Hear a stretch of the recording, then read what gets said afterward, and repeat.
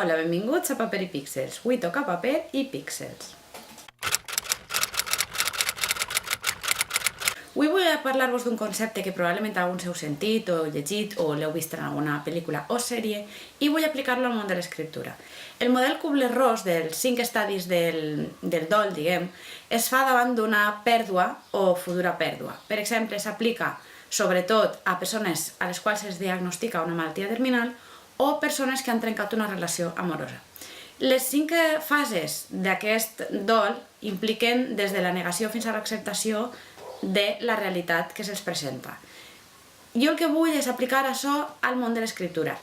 Fase número 1. La primera fase és la negació. Si a una persona li diagnostiquen una malaltia terminal, la primera fase és negació, és això no m'està passant.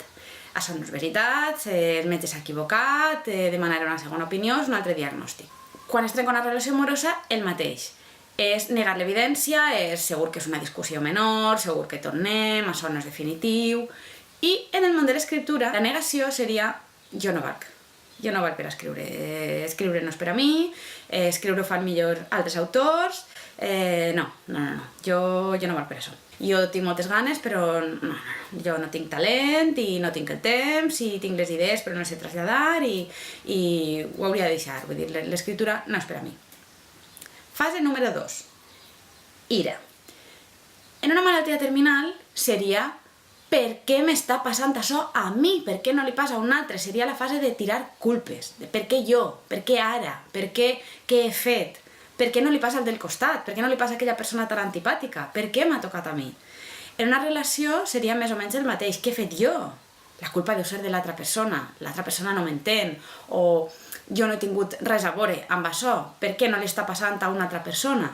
És també el mateix. Tirar culpes i enfadar-se amb la situació i tirar culpes. I lliurar-se de la part de culpa que ho puga tindre. És victimitzar-se i seguir sense fer res. Aplicat al món de l'escriptura seria com, per exemple, agafar un llibre d'un famós i dir per què aquesta persona publica un llibre i jo no? Per què aquesta persona que ho fa evidentment fatal ho pot fer i jo no? Per què jo no aconseguisc passar de les idees? Per què jo no aconseguisc traslladar les coses al paper? Per què no aconseguisc acabar? Per què procrastine sempre? Per què no aconseguisc trobar un mètode? Per què em costa tant trobar-ho pròpia? Per què? Per què el bloqueig de l'escriptor em passa a mi? Per què no es bloqueja un altre d'estos cutres que no saben fer una idea? Per què puc veure en l'obra d'un altre totes les errades i en la meva sóc incapaç? Ira. La fase número 3 és la negociació. En el cas de la malaltia terminal seria una cosa com la gent que s'encomana a Déu, per exemple, i li demana per favor que li doni un any més, o un mes més, o uns dies més de vida, que farà el que siga per passar un temps més amb la família, per deixar-se arreglats els seus assumptes, pel que siga. Implicaria també provar qualsevol tractament alternatiu, provaré el que siga, provaré qualsevol tècnica, per nova que siga, jo intentaré, esgotaré totes les possibilitats, però deixa'm per favor, esgotar totes les possibilitats. En el cas de la parella seria el intentar tornar, ho tornem a intentar, jo intentaré ser d'una altra manera, jo canviaré, faré el que tu em digues i posar-se a mercè de l'altra persona per tal d'intentar que no canvie, per tal d'intentar tornar a com s'estava abans. En el cas de l'escriptura, això seria també negociar. Faré el que siga, llegiré llibres de tècniques, parlaré amb persones, a veure si sóc capaç de treure la tècnica que utilitzen, de veritat que deixaré de procrastinar i buscaré un raconet de temps, faré el que siga, me llevaré temps d'una altra cosa, llegiré llibres de tècniques, intentaré veure els grans escriptors que fan, però per favor, vull acabar una obra només, a veure si sóc capaç d'acabar-la i sóc capaç de el que siga, negociar amb qui siga o amb el que siga per guanyar temps i per intentar-ho una vegada més. Fase número 4. Depressió. En el cas de la malaltia terminal és per a què lluitar.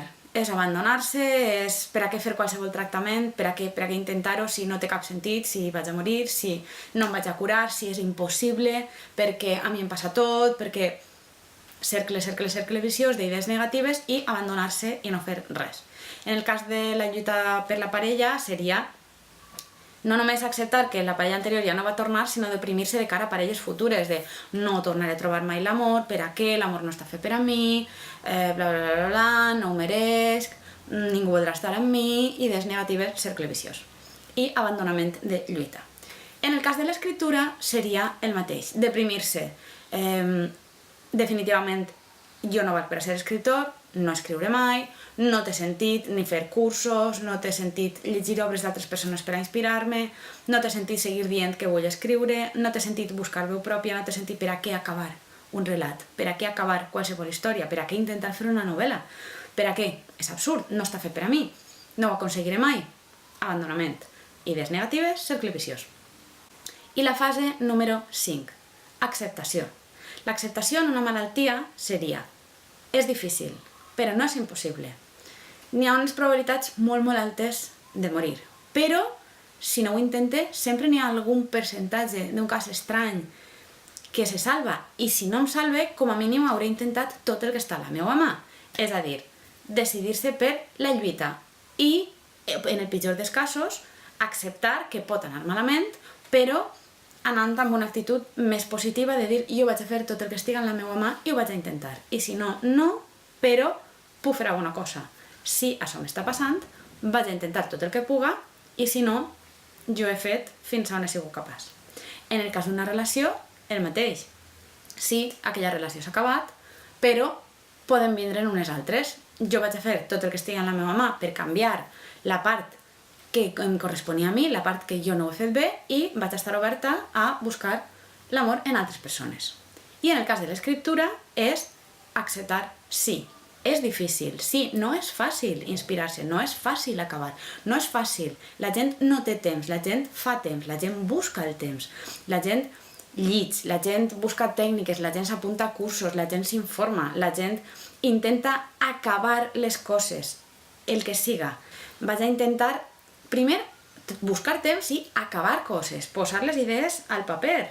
Vaig a intentar després aprendre a revisar, vaig a intentar escriure més, sobretot, escriure tant com puga, escriure de la manera que puga, però acabar les coses, buscar el temps, fer-ho, acceptar que és difícil, que potser no vaig a fer una obra mestra com Shakespeare, però que això no significa que jo no puga escriure, que escriure no estiga fet per a mi. Això no significa que l'opinió que jo tinc de la vàlua del que jo escric siga la que puc entendre unes altres persones. Potser a mi em pareix un desastre i a una altra persona li agrada. De manera que, per què no intentar-ho? Jo vaig a acabar les històries i vaig a fer totes les històries que puga i vaig a fer tot el que jo porte dins i deixar-ho ahí. I després ja veurem el camí que això pren, però no vaig a dubtar abans i prohibir-me a mi mateixa arribar a fer-ho. Aquestes són les 5 fases del dol del model de Kubler-Ross que podem aplicar als escriptors amb dubtes. Si coneixíeu o no coneixíeu les 5 fases del model de Kubler-Ross, si se vos havia acudit que es podien aplicar a l'escriptura i si esteu en alguna d'aquestes fases, deixeu-m'ho com sempre en la secció de comentaris.